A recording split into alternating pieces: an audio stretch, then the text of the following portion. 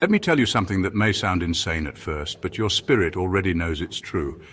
You were never ordinary. You were never safe. You were never supposed to blend in because you were chosen. And not by man, not by popularity, not by religion, not by bloodline or birthright, but by a God who whispered your name before time had a clock. While others were being formed, you were being forged. While they got blessings, you got battles. While they got platforms, you got pits. But here's the secret hell doesn't want you to know. The pit was never punishment, it was preparation. You weren't overlooked, you were hidden because chosen ones aren't put on display. They're put through fire because only those who've survived the furnace can carry the flame. See, there's a reason the enemy came for your mind early. A reason betrayal hit you harder than most. A reason you've been tired but still unbroken, crushed but never destroyed. Because there's something embedded in you that hell can't delete, a divine code that screams, untouchable, you were sealed. Before you ever lifted a prayer, before you ever fasted, before you ever repented, he sealed you with something hell can't reverse, an unbreakable assignment. And that's why the top demon himself can't touch you. He doesn't just see your wounds, he sees what you carry. That's why the attacks were never random, that's why the rejection wasn't a coincidence. That's why isolation became your best friend, because God wasn't punishing you. He was protecting what hasn't even been released yet. You're not under attack because you're weak. You're under attack because you're loaded.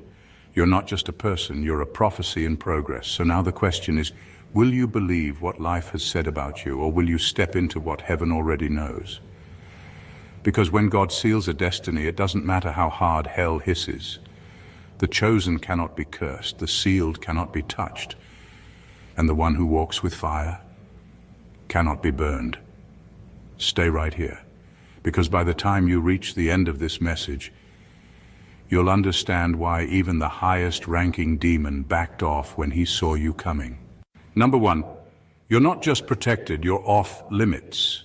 You're not just protected, you're off limits. There's a difference. Protection means something is guarding you, but being off limits means even if the enemy gets close, he still can't touch you. There's a line drawn around your life, and it's not written in chalk, it's carved in divine authority. God didn't just say, I'll keep them safe. He said, don't touch this one. That's a command, not a suggestion. And when God speaks, the spiritual realm obeys. Even hell knows better than to cross a line God himself has set. That's why the attacks you've faced never did what they were supposed to do. You've been hit, yes, wounded, yes, but never destroyed, never taken out. That's because there's a layer over your life that goes beyond logic. It doesn't make sense why others crumbled under pressure you survived, why others lost their minds in storms that you somehow walked through. It's not that you're stronger, it's that you're sealed. See, the enemy studies people. He knows weakness, he tracks patterns, but when he gets to you, he sees something different. He sees a life with heavenly orders stamped all over it. He sees boundaries he can't cross. He sees divine warnings that say, access denied. It drives him crazy. So instead of attacking you directly, he sends distractions, confusion, delays, people who carry chaos. But it never really works. Why? Because even in your lowest moments, there's something in you he can't crack. That's what happens when you're chosen. You're not just watched over, you're marked.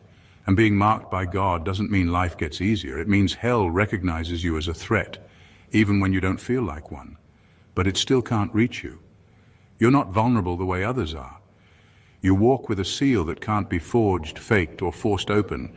You're not just protected, you are untouchable, not because of who you are, but because of whose you are. Number two, you're not in a battle, you are the battlefield. You're not in a battle, you are the battlefield.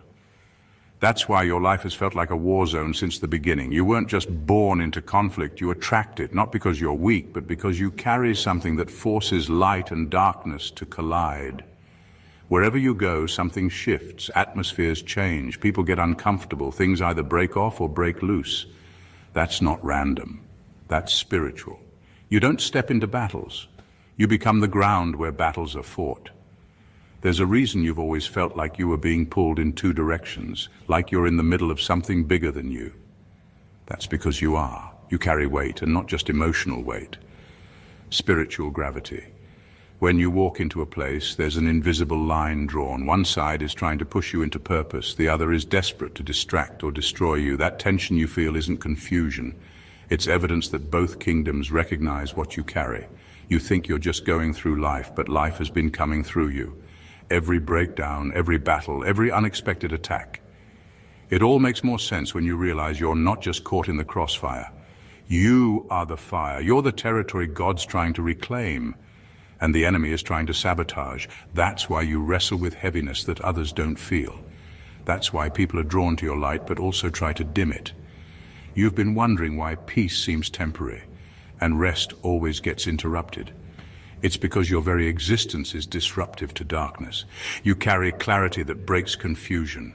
You carry purpose that frustrates evil. You carry presence that pushes back hell. And the wildest part, you're still standing. With all that pressure, all that warfare, all that weight, you're still here, still fighting, still walking. That's not by accident. That's because even when you didn't know it, heaven was using your life to make a statement. You don't just show up to battles. Battles happen because you show